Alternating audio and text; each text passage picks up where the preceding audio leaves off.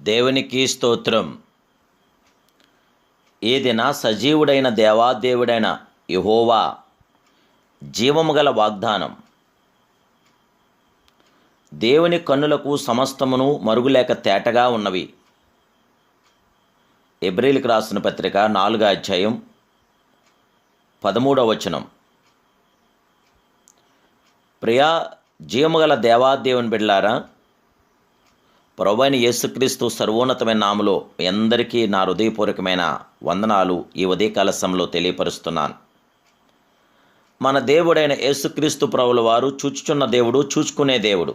ఆ దేవుని కన్నులకు సమస్తమును మరుగులేక తేటగా ఉన్నది, తేటగా ఉన్నాయి కూడా దేవుని బిడ్డలారా.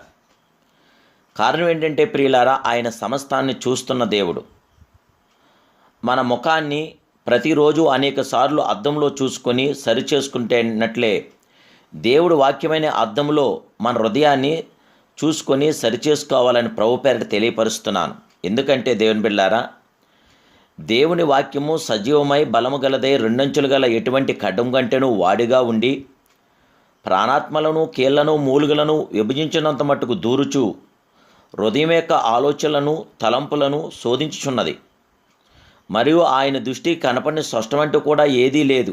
మనం ఎవరికి లెక్క అప్పచెప్పవలసినదో ఆ దేవుని కన్నులకు సమస్తము మరుగులేక తేటగా ఉన్నది జీవగల దేవాదేవుని బిడ్డలారా. దేవుని సన్నిధిలో మనం ప్రార్థించినప్పుడు ఆయన ముఖక్రాంతిలో మన రహస్య పాపములన్నీ కనపడుచున్నాయి.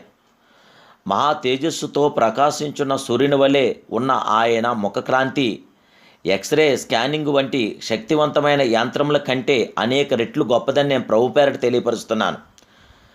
మన హృదయంలోని ప్రతి చిన్న దోషమును బలహీనతలను కూడా బయలుపరిచే ఒక వ్యాధిని ప్రారంభ దశలోనే కనుగొని నిర్మూలించని ఎడలా దాన్ని పర్యవసానము అనుభవించదాం దేవుని బిడ్డలారా. అలాగే పాప హృదయంలో నుండి ఉద్భవించే ప్రతి చిన్న దోషంను ప్రారంభంలోనే దేవుని సన్నిధిలో కనుగొని సరిచేసుకోవాలి. లేనిచో దేవుని సింహాసనం ఎదుట మన ప్రతి పాప విషయమై లెక్క అప్పచెప్పవలసిన వారమే మనం నిలుతాం. దేవుని బిడ్డలారా, జీవగల దేవుని బిడ్డలారా, మన దేవుడి యొక్క నామానికి మహిమార్థంగా మనం జీవిందాం. దేవుడికి కనపడిన స్పష్టమంటూ కూడా ఏమీ లేదని ప్రభు పేర తెలియపరుస్తున్నాను. ఆయన చూచుచున్న దేవుడు, మన రహస్య పాపములన్నీ కూడా ఆయన చూస్తున్న దేవుడు. ఆయనకి కనపడినంటూ ఏమీ లేదు దేవుని బిడ్డలారా. దేవుని కన్నులకు ఏదీ మరుగు చేయలేం.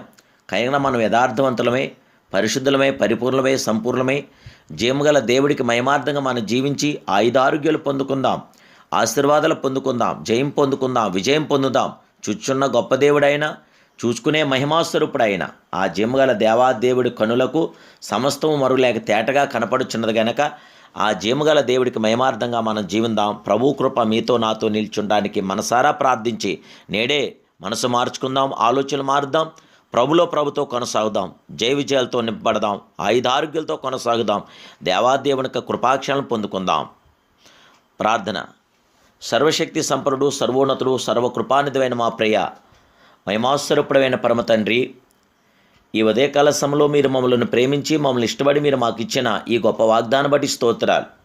అయ్యా, మీ కన్నులకు సమస్తము మరులేక తేటగా ఉన్నది. మీరు సమస్తాన్ని కూడా చూస్తున్న గొప్ప దేవుడు. మహా తేజస్సుతో ప్రకాశించిన సూర్యుని వలె ఉన్న నాయన